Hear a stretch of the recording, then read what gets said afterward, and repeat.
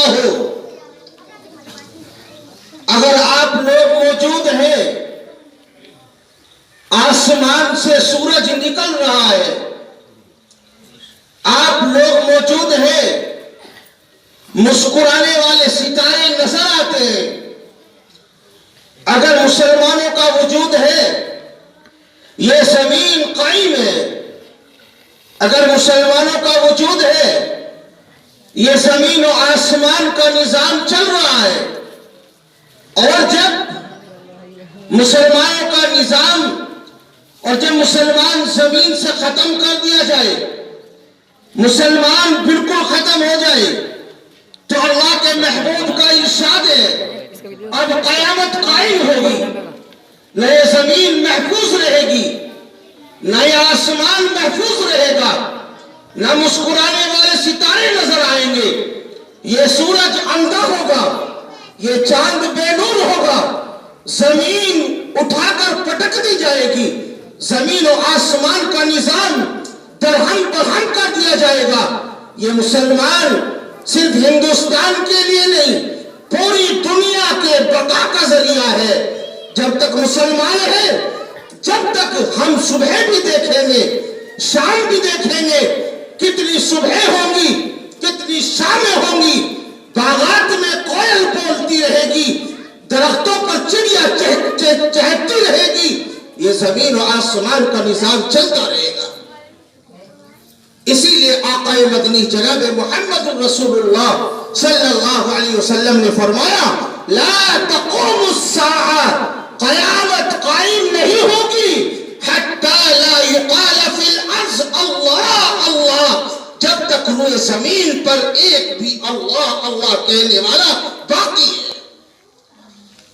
ہندوستان کو آزاد کرایا، ہمارے اکابر نے قربانیاں پیش کی ہیں. حضرت شیخ الہند مولانا محمود حسن دیوبندی رحمت اللہ علیہ کو کون نہیں جانتا، مالٹا کی جیل میں ہے. انگریز آپ پر ظلم و ستم کے پہاڑ توڑ رہا ہے. ایک روز انگریز نے آگ کو جلایا، شیخ الہند مولانا محمود حسن دیوبندی کو بلایا اور یوں کہا کہ حضرت ایک مرتبہ کہہ دو ہم آپ کے خلاف نہیں ہیں، ہم آپ کو چھوڑ دیتے ہیں. فرمایا میں بلال کا وارث ہوں، میں خبیب کا وارث ہوں، میں حضرت سمیہ کا وارث ہوں، قربانی دینا جانتا ہوں، ہندوستان کو آزاد کرانے میں پیش ہوں. حضرت مولانا شیخ الہند محمود حسن دیوبندی رحمت اللہ علیہ کو انگاروں پر لٹا دیا گیا، زخم ہو گئے، پریشانی آئی. جب آپ واپس تشریف لائے سزا بھگتنے کے بعد کمرے میں، تو آپ سے لیٹا نہیں جا رہا تھا، نیند نہیں آ رہی تھی. حضرت مولانا سید حسین احمد مدنی نور اللہ مرقدہ ان کے پاس پہنچے، اپنے شیخ سے پوچھا استاد جی کیا بات ہے، حضرت کیوں بے چین ہے، پریشان ہے؟ فرمایا کہ آج یہ معاملہ ہوا. تو حضرت مولانا حسین احمد مدنی نے فرمایا حضرت شیخ الہند رحمت اللہ علیہ سے کہ حضرت امام محمد نے کتاب الحیل لکھی ہے کہ ہیرا کر جاتے، کوئی ایسا لفظ بول جاتے جو ذو معنی ہو، جو ذو معنی لفظ ہو، جان بھی بچ جاتی اور کام بھی ہو جاتا. فرمایا حسین احمد میں تو یہ سمجھتا تھا کہ تو مجھے بلال کا وارث سمجھتا ہے، مجھے تو خبیب کا وارث سمجھتا ہے، لیکن اب پتہ چلتا ہے کہ تو بھی یہ چاہتا ہے کہ میں ایسا لفظ بولوں. میں اپنے آقا پیارے آقا جناب محمد رسول اللہ صلی اللہ علیہ وسلم کو کیا جا کر جواب دوں گا کہ میں ایمان کو بیچ کر کے آیا ہوں؟ نہیں، یہ میری جان بدن سے جان نکال سکتے ہیں لیکن میرا ایمان نہیں خرید سکتے. جب آپ کی وفات ہوئی، حضرت مولانا حسین احمد مدنی رحمت اللہ علیہ کلکتہ تشریف لے گئے تھے. آپ کو اطلاع ہوئی، جنازے میں شرکت کے لیے کلکتہ سے واپس تشریف لائے، نماز جنازہ ہوئی، دفینے کے بعد غسل دینے والے لوگوں نے پوچھا، گھر والوں سے پوچھا کہ ہم نے ان کی کمر پر ایسے زخم دیکھے کہ آج تک اپنی زندگی میں نہیں دیکھے ہیں، یہ کس چیز کے زخم تھے؟ گھر والوں نے کہا ہمیں تو پتہ نہیں ہے، اس لیے کہ حضرت اپنے گھر کے اندر بھی بنیان پہن کر رہا کرتے تھے، ہمیں معلوم نہیں ہے۔